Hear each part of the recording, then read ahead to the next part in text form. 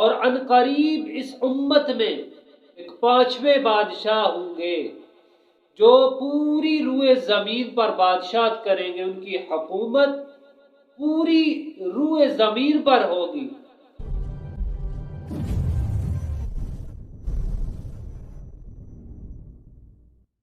اعوذ باللہ من الشیطان الرجیم، بسم اللہ الرحمن الرحیم۔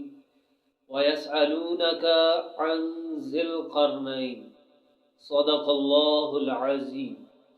ناظرین اکرام، اللہ تعالیٰ نے سورہ کہف کے اندر حضرت ذوالقرنین بادشاہ ان کا تذکرہ بیان فرمایا ہے۔ اللہ رب العزت نے ارشاد فرمایا وَيَسْأَلُونَكَ عَنْ ذِي الْقَرْنَيْنِ، اور محبوب آپ سے ذوالقرنین کے بارے میں پوچھتے ہیں۔ ناظرین اکرام، حضرت ذوالقرنین بادشاہ کا نام اسکندر ہے اور آپ حضرت خضر علیہ السلام کے خالہ زاد بھائی ہیں۔ حضرت ذوالقرنین بادشاہ نے اسکندریہ شہر بنوایا اور اس کا نام اپنے نام پر رکھا۔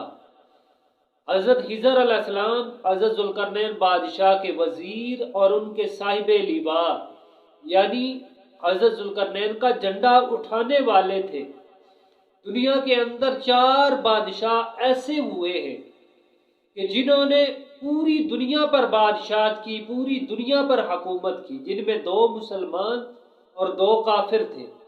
جو 2 مسلمان تھے ان میں حضرت ذوالقرنین اور حضرت سلیمان علیہ السلام، اور جو کافر 2 بادشاہ تھے جنہوں نے پوری دنیا پر حکومت کی، ان میں ایک نمرود بادشاہ تھا اور دوسرا بخت نصر تھا۔ اور ان قریب اس امت میں ایک 5ویں بادشاہ ہوں گے جو پوری روئے زمین پر بادشاہت کریں گے، ان کی حکومت پوری روئے زمین پر ہوگی اور وہ اس امت میں سے ہوں گے، اور ان کا اسم مبارک ہے حضرت امام مہدی رضی اللہ تعالی وارضہ۔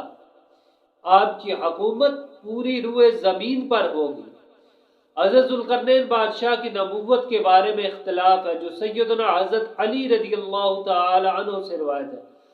آپ فرماتے ہیں کہ حضرت ذوالقرنین بادشاہ نہ ہی یہ نبی تھے اور نہ ہی فرشتہ، بلکہ یہ اللہ تعالیٰ کو بڑے محبوب رکھنے والے تھے، تو اللہ نے بھی انہیں محبوب رکھ لیا، یعنی یہ اللہ کو پسند کرتے تھے تو اللہ تعالیٰ انہیں پسند کرنے لگا، یعنی یہ اللہ کے محبوب ہیں، اللہ کے ولی ہیں۔ اللہ تعالیٰ اپنے محبوبوں کے درجوں میں اضافہ فرمائے۔ وآخر دعوانا ان الحمد للہ رب العالمین۔